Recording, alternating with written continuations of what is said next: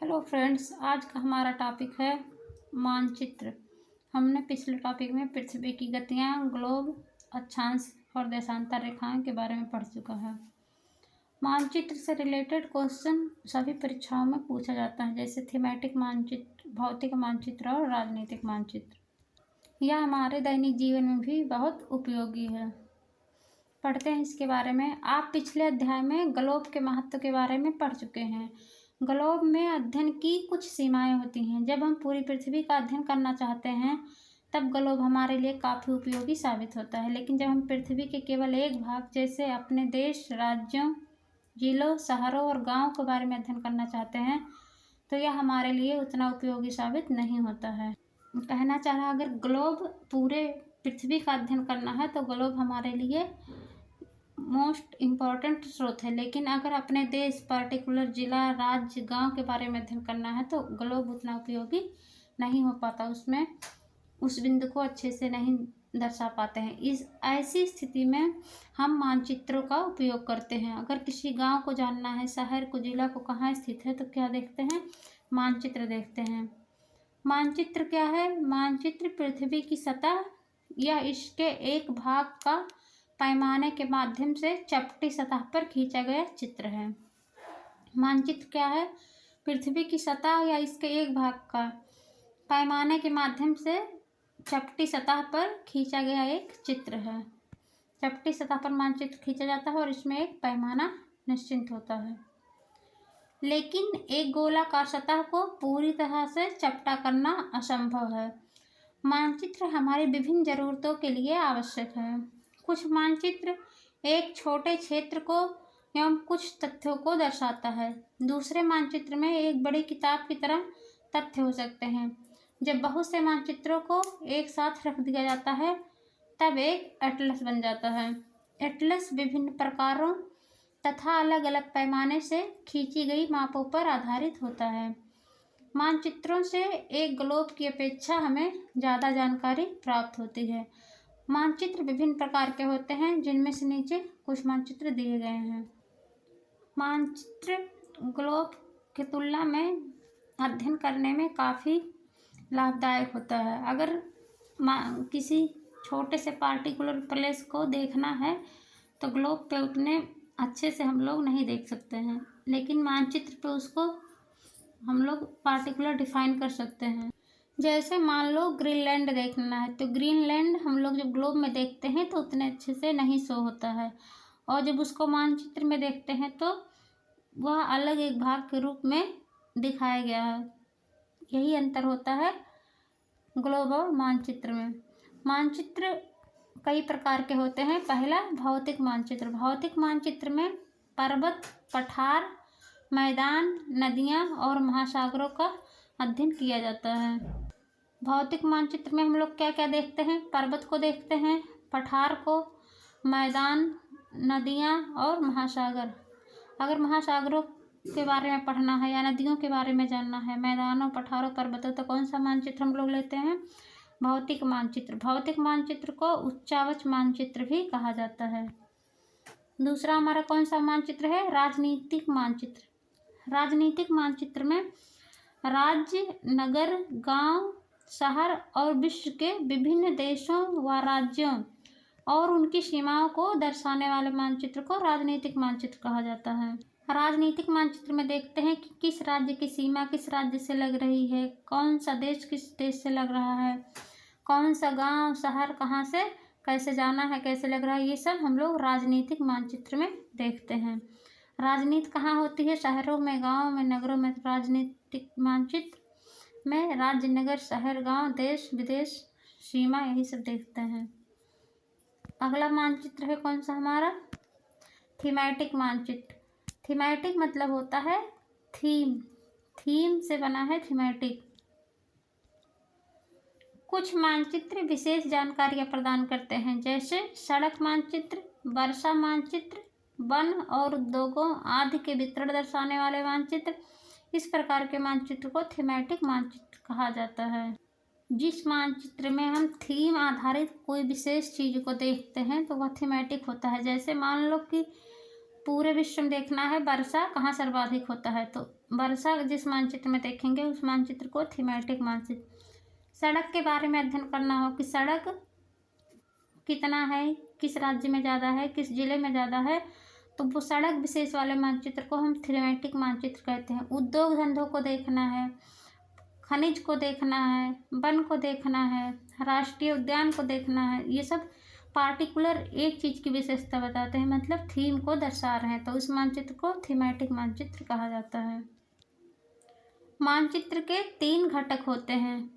पहला दूरी, दिशा और प्रतीक। मानचित्र में प्रतीक दिया होता है कि अगर मान लो वन है तो उसको कैसे प्रदर्शित, तो उसको छोटे छोटे पेड़ वृक्षों से दर्शा दिया जाएगा। दिशा है तो दिशा को ऐसे उसमें शो दिया रहता है। दूरी जैसे मान लीजिए 10 किलोमीटर है तो उसको कितने mm से दर्शाएंगे, 2 mm से दर्शाएंगे। किससे दर्शाएंगे, तो मानचित्र के 3 घटक हैं। पहला दूरी, दिशा और प्रतीक। दूरी क्या है, मानचित्र एक आरेखण होता है जो पूरे विश्व या उसके एक भाग को छोटा कर कागज के एक पन्ने पर दर्शाता है। मानचित्र क्या है, एक आरेखण है जो कि इतने बड़े पूरे विश्व को एक छोटे से कागज के पन्ने पर दर्शा सकते हैं, या कह सकते हैं कि मानचित्र छोटे पैमाने पर खींचे जाते हैं। जैसे 200 किलोमीटर की दूरी को 2 मीटर की दूरी में दर्शाना, वही मानचित्र को छोटे पैमाने पर खींचे जाते हैं। लेकिन इसे इतनी सावधानी से छोटा किया जाता है ताकि स्थानों के बीच की दूरी वास्तविक रहे। इसका पैमाना फिक्स होता है, उसी पैमाने के आधार पर सब में दूरी तय होता है। इससे दूरी भी वास्तविकता बनी रहती है। यह तभी संभव हो सकता है जब कागज पर एक छोटी दूरी स्थल की बड़ी दूरी को व्यक्त करती है। इसलिए इस उद्देश्य के लिए एक पैमाना चुना जाता है। पैमाना स्थल पर वास्तविक दूरी तथा मानचित्र पर दिखाई गई दूरी के बीच का अनुपात होता है। उदाहरण के लिए आपके विद्यालय एवं आपके घर के बीच की दूरी 10 किलोमीटर है, जिसे मानचित्र पर 2 सेंटीमीटर की दूरी में व्यक्त किया जाता है। तो मान लो मानचित्र पे घर ये हो गया, विद्यालय की दूरी दिखाना हो तो कितना, 2 सेंटीमीटर लिखा जाएगा, क्योंकि इसकी दूरी को 10 किलोमीटर के बराबर 2 सेंटीमीटर मान लिया जाता है मानचित्र पर। तो 1 सेंटीमीटर बराबर कितनी दूरी हो जाएगा, 5 किलोमीटर हो जाएगा।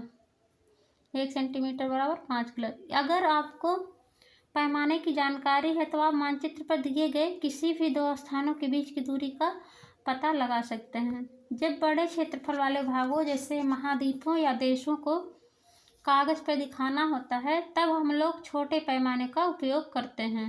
उदाहरण के लिए मानचित्र पर 5 सेंटीमीटर स्थल के 500 किलोमीटर को दर्शाता है। इसको छोटे पैमाना वाला मानचित्र कहते हैं। जब नगर, गांव, कस्बा का मानचित्र देखना हो तो बड़े पैमाने वाले मानचित्र का उपयोग करते हैं, और जब महाद्वीपों और देशों को कागज पर दिखाना हो तो छोटे पैमाने वाले मानचित्र का उपयोग करते हैं, जैसे 5 सेंटीमीटर बराबर 500 किलोमीटर। जब एक छोटे क्षेत्रफल वाले भाग जैसे आपके गांव या शहर को कागज पर दिखाना हो तब हम बड़े पैमाने का उपयोग करते हैं, जैसे 500 मीटर की दूरी को मानचित्र पर 5 सेंटीमीटर से, और छोटे पैमाने में 5 सेंटीमीटर को 500 किलोमीटर दिखाया जाता था, जिसमें महाद्वीप और देशों को देखना होता था। बड़े पैमाने वाले मानचित्र छोटे पैमाने वाले मानचित्र की अपेक्षा अधिक जानकारी प्रदान करते हैं, क्योंकि उसमें सभी चीज़ें दिखाई जाती हैं, उसमें दूरी कम करके दिखाई जाती है। इसलिए बड़े पैमाने वाले मानचित्र छोटे पैमाने वाले मानचित्र की अपेक्षा अधिक जानकारी प्रदान करते हैं। अगला है दिशा। हम लोग मानचित्र के घटक पढ़ रहे हैं। पहला घटक पढ़े हैं दूरी, दूसरा घटक है दिशा। दिशा अधिकतर मानचित्रों में ऊपर दाहिनी तरफ तीर का निशान बना होता है और इसके ऊपर अक्षर U लिखा होता है, मतलब उत्तर। यह तीर का निशान उत्तर दिशा को दर्शाता है। जो ये ऊपरी दिशा होती है, कौन सी दिशा है, उत्तर। इसे उत्तर रेखा कहा जाता है। जब आप उत्तर के बारे में जानते हैं तब आप दूसरी दिशाओं जैसे पूर्व, पश्चिम और दक्षिण के बारे में पता लगा सकते हैं। नीचे जो होता है इसको दक्षिण, इधर वाले को पूर्व, इधर पश्चिम होता है। 4 मुख्य दिशाओं उत्तर, दक्षिण, पूर्व, पश्चिम को दिखाया गया है। ये वह प्रधान दिग्बिंदु कहे जाते हैं। प्रधान दिग्बिंदु किसे कहते हैं? पूर्व, पश्चिम, उत्तर, दक्षिण को प्रधान दिग्बिंदु कहा जाता है। बीच की 4 दिशाएं उत्तर पूर्व, दक्षिण पश्चिम और उत्तर पश्चिम, इन बीच वाली दिशाओं की मदद से किसी भी स्थान की सही स्थिति का पता लगाया जा सकता है। अगला हम दिक्सूचक की सहायता से किसी स्थान की दिशा का पता लगा सकते हैं। दिक्सूचक क्या है? एक यंत्र है। इसकी सहायता से मुख्य दिशाओं का पता लगाया जाता है। इसकी चुंबकीय सुई की दिशा हमेशा उत्तर दक्षिण दिशा में होती है। दिक्सूचक यंत्र की चुंबकीय सुई किस दिशा में हमेशा होती है? उत्तर दक्षिण। मतलब ये हो गया दक्षिण हमारा और ये उत्तर, तो सुई हमेशा ऐसे रहेगा उत्तर दक्षिण दिशा में दिक्सूचक यंत्र की। तीसरा मुख्य घटक है प्रतीक। पहला घटक था दूरी, दूसरा था दिशा, तीसरा घटक है प्रतीक। किसी भी मानचित्र का तीसरा प्रमुख घटक किसी भी मानचित्र पर वास्तविक आकार एवं प्रकार में विभिन्न आकृतियों जैसे भवनों, सड़कों, पुलों, वृक्षों, रेल की पटरियों या कुएं को दिखाना संभव नहीं होता है। इसलिए वह निश्चित अक्षरों, छायाओं, रंगों, चित्रों और रेखाओं का उपयोग करके दर्शाए जाते हैं। किसी भी मानचित्र में एग्जैक्ट किसी चीज़ को दिखाना जैसे भवन, सड़क, पुल, वृक्ष, रेल की पटरी को तो संभव नहीं होता है, तो इनके लिए अलग अलग रंग का, अलग अलग चित्र का उपयोग करते हैं। जैसे भवन के लिए ऐसे बना के ऐसे कर दिए और रेल की पटरियों के लिए ऐसे, हर चीज़ का अपना एक सिंबल दर्शा दिया जाता है। ये प्रतीक कम स्थान में अधिक जानकारी प्रदान करते हैं। इन प्रतीकों के इस्तेमाल के द्वारा मानचित्र को आसानी से खींचा जा सकता है तथा इनका अध्ययन करना आसान होता है। अगर आप एक क्षेत्र की भाषा को नहीं जानते तथा आप किसी से दिशाओं के बारे में नहीं पूछ सकते, तब आप इन चिन्हों की सहायता से देखें।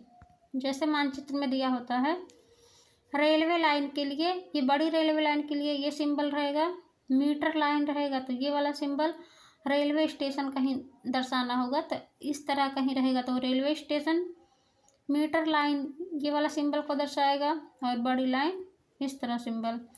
सड़कें रहेंगी, इसमें कच्ची सड़कें होती हैं, पक्की सड़कें। कच्ची सड़कें बिना कटे फिटे स्ट्रेट लाइन होती हैं और पक्की सड़कें डॉट डॉट लाइन।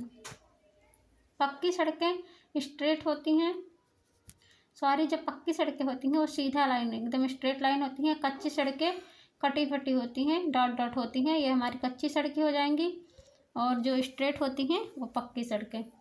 सीमा में होता है अंतर्राष्ट्रीय सीमा, राज्य सीमा और जिला सीमा। एकदम डार्क और बीच में बिंदी तो ये अंतर्राष्ट्रीय सीमा को, उससे थोड़ा सा हल्का राज्य, एक और बिना डाट के हल्का डॉट डॉट रेखा जिला को शो करेगा। जिला की सीमा लगेगा तो इससे राज्य की सीमाओं ये वाला प्रतीक चिन्ह और अंतर्राष्ट्रीय के लिए डार्क प्रतीक चिन्ह। नदी के लिए ऐसे हो जाएगा, नदी हमेशा बहती है, नदी हो जाएगा। कुआं के लिए बिंदी क्योंकि कुआं गोल होता है। तालाब के लिए इस तरह, नहर होता है ऐसे, पुल इस तरह पुल का प्रतीक चिन्ह। मंदिर के लिए ये, गिरजा घर के लिए ये मस्जिद का प्रतीक चिन्ह और ये छतरी।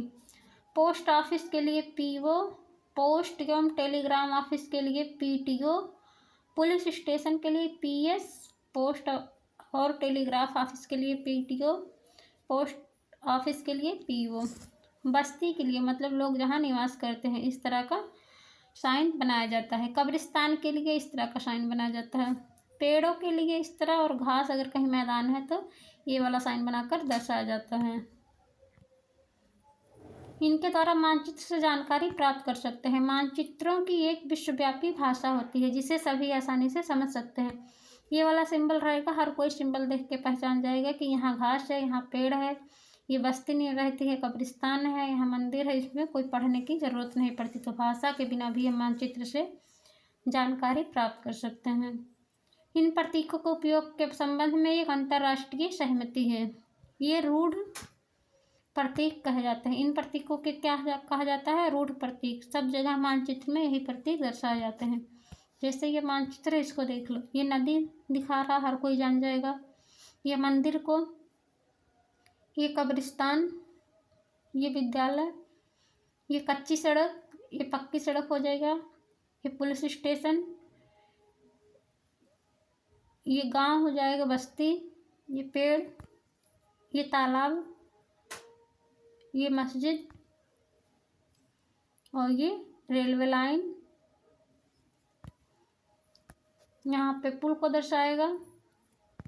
तो मानचित्र में बिना भाषा के, मान लीजिए वो भाषा ना जानते हैं जिस भाषा में मानचित्र हो, तो उसके चित्र को देखकर ही मानचित्र के बारे में जानकारी ले सकते हैं। विभिन्न रंगों का उपयोग भी इसी उद्देश्य से किया जाता है। उदाहरण के लिए नीले रंग का उपयोग जल को दर्शाने के लिए, अगर कहीं पानी है उसको दर्शाना हो, जैसे नदी तालाब इनको, तो किस कलर से मानचित्र को भरा जाता है? नीले रंग से। भूरा रंग किस दर्शाता है मानचित्र में? पर्वतों को। भूरा रंग पर्वत को दर्शाता है। भूरा रंग पर्वत को दर्शाता है। और पीला रंग पठार को। नीला रंग जल को, भूरा रंग पर्वत को, पीला रंग पठार को और हरा रंग मैदान को दर्शाता है। अगर हरा देखना है तो मैदान, क्योंकि घास वास मैदान में होते हैं हरे हरे। पीला रंग पठार, क्योंकि वहाँ वनस्पति नहीं होते, सब मिट्टी चट्टान पीला पीला दिखा जाए, तो पीला रंग पठार हो जाएगा। भूरा रंग पर्वत, पर्वत कैसा होता है? भूरा रंग का। नीला रंग जल होता है, पानी नीला होता है इसलिए नीला रंग जलाशय। नीला रंग जलाशय, भूरा रंग पर्वतों को, पीला रंग पठारों को और हरा रंग मैदानों को दर्शाया जाता है मानचित्र में। रेखा चित्र को देखते हैं। रेखा चित्र एक आरेखण है जो पैमाने पर आधारित न होकर याददाश्त और स्थानीय प्रेक्षण पर आधारित होती है। कभी कभी किसी क्षेत्र के एक कच्चे आरेखण की आवश्यकता वहाँ के एक स्थान को दूसरे स्थान के सापेक्ष दिखाने के लिए होती है। मान लीजिए आप अपने मित्र के घर जाना चाहते हैं, लेकिन आपको रास्ते की जानकारी नहीं है। आपका मित्र अपने घर के रास्ते को बताने के लिए एक कच्चा आरेखण बना सकता है। इस प्रकार कच्चे आरेख को बिना पैमाने की सहायता से खींचा जाता है। इसे रेखा मानचित्र कहते हैं। मान लीजिए किसी को अपने घर से अपने मामा के घर जाना हो और उनके मामा के घर का रास्ता नहीं पता हो, तो घर के क्या करेंगे पापा लोग? एक ऐसे कहेंगे इस रास्ते पर जाना, फिर दाएं मुड़ जाना, एक पेज पर ड्रॉप कर देंगे, फिर सीधे जाना, फिर दाएं मुड़ना है, फिर सीधे जाना, बाएं मुड़ जाना, फिर ऐसे जाके फिर यहाँ मामा का घर पड़ जाएगा। तो इस आरेखण को क्या कहेंगे? रेखा मानचित्र कहेंगे। इसमें कोई पैमाना नहीं है और बिना पैमाने के बनाया गया यह कच्चा आरेख है। इसी को रेखा मानचित्र कहा जाता है। खाका क्या होता है? एक छोटे क्षेत्र को बड़े पैमाने पर खींचा गया रेखा चित्र खाका कहलाता है। एक बड़े पैमाने वाले मानचित्र से हमें बहुत सी जानकारियाँ प्राप्त होती हैं, लेकिन कुछ ऐसी चीज़ें होती हैं जिन्हें हम कभी कभी जानना चाहते हैं, जैसे किसी कमरे की लंबाई और चौड़ाई, जिसे मानचित्र में नहीं दिखाया जा सकता। उस समय हम लोग बड़े पैमाने वाले रेखाचित्र खींच सकते हैं, जिसे खाका कहा जाता है। जैसे घर का अगर नक्शा बनवाना हो तो उसमें एक एक कमरा को दिखाया जाता है, कहाँ कमरा है, कौन सा बालकनी है, कौन दरवाज़ा है। तो ये सब क्या हो जाएगा? या खाका हो जाएगा। तो इसको खाका मानचित्र कहते हैं। या घर को अपने देखना है पूरे गांव में, तो यह खाका के द्वारा एक पूरे गांव का नक्शा मोटा मोटा बन जाएगा, उसमें घर को दिखाया जाएगा, ये घर है, तो खाका इसी को कहा जाता है।